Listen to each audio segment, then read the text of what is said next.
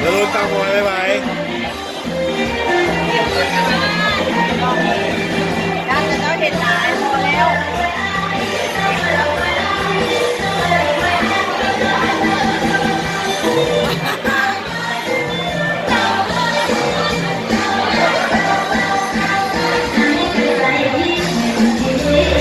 ความสุขของเฮาเนาะเต้นรถนะ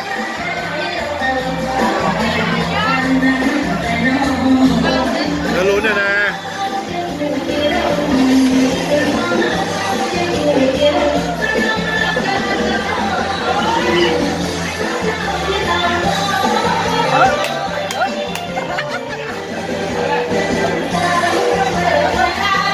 ไปฟังกันดูเอาลูกเต้นเลย